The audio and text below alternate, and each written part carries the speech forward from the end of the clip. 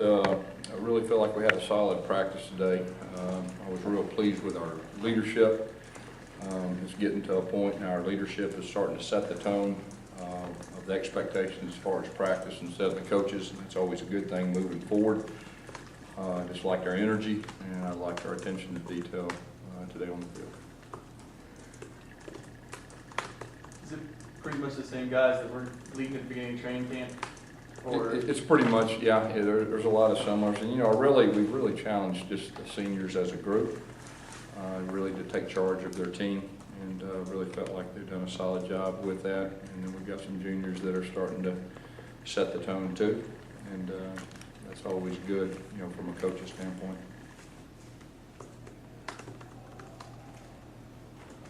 Guessing the new depth chart, Angela Blackson wasn't listed at all in the 2 deep. What was some of the reasonings behind who was where? And Well, like we said, we had a chance in the off week to start evaluating things. That's not to say that won't change. That's the way we're starting out this game. What was about Nosa that made him perfect fit to slide inside? Well, we played a lot of guys up front, and we'll continue to play a lot of guys. But he's a guy you can count on, and he's going to do what he's coached to do so far, and so that has a lot to do with it. None of the injured players were listed. Is that just to see what they would look like in practice this week? Yeah, we wanted to see exactly what everybody did, and see who was ready, who needed more time. You still expect everybody to come back and play and be ready to go for Saturday? We're hoping so. You said here it's a guy who started at star and then moved inside the weak side. How's he doing? He's getting more comfortable. Getting more comfortable with that position. He's played it before, so the transition wasn't too hard. You said you were kind of waiting to see what Chris looked like returning punts. What have you kind of seen? Has he gotten that opportunity to kind of do that? And what have you seen from him? Yeah, he's been out there catching punts and been out there practicing all week. Is there any concern that just because he's been injury prone in the past about having to do those 2 roles, also doing punt return where he can get hit? Or? Kind of like I've said before, we just tried to start fresh and not worry about the past and all that, and just try to put our guys in the best position to give us a chance to be successful. He's a senior. We have trust in him. I've got trust in him. He's a tough guy also. With Chris and Jonathan Jones back in practice, what does the team look like these 2 days thus far with the 2 of them back in the secondary in particular? Well, I think anytime you get experienced guys that's played, it kind of gives you a shot in the arm. And of course, depth-wise, it was kind of scary going to the LSU game back there, and that really, helps us get more stability. Possibility of rain again on Saturday. How do you prepare for that? Well, the good thing is we have experience in the rain, and I got to believe we'll be better. The second time when we were first, obviously we talked about that before. We didn't handle it very well, but there's nothing like experience. There's nothing like going through that the first time. Is heat waves, move the tackles, is that something that you see sticking, or is this just one of those things where you see something against Ole Miss you like to? Well, like I said, I'll just say this: we've played a lot of guys up front, and we'll continue to play guys, and we'll mix and match. How has he looked just in last few practices playing inside?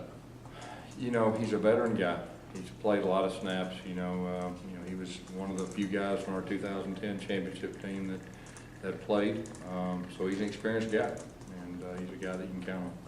Yes, Jeremy Johnson isn't listed formally on the depth chart. Is that any indication as to how you guys feel about a red shirt this season? With those guys that hadn't played, each individual's different, and we've talked to all the different freshmen, different things, but we got a lot of trust in Jeremy. He's done a very good job for us so far.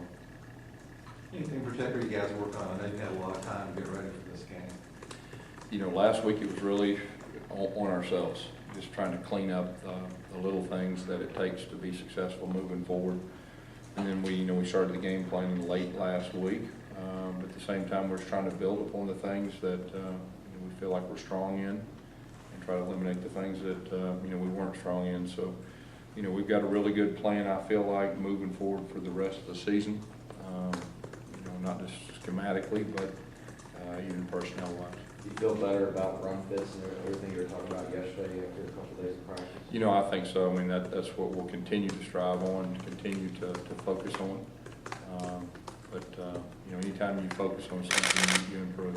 We talked about tempo, you know, kind of necessitated getting first downs and kind of getting Yeah. that rhythm going. But how much does the other team kind of running a tempo offense, if they get in the rhythm, does that kind of force you to almost force a rhythm on yourself or a tempo? You know, each game unfolds differently, and you always do what gives your team what you feel like your best chance of being successful.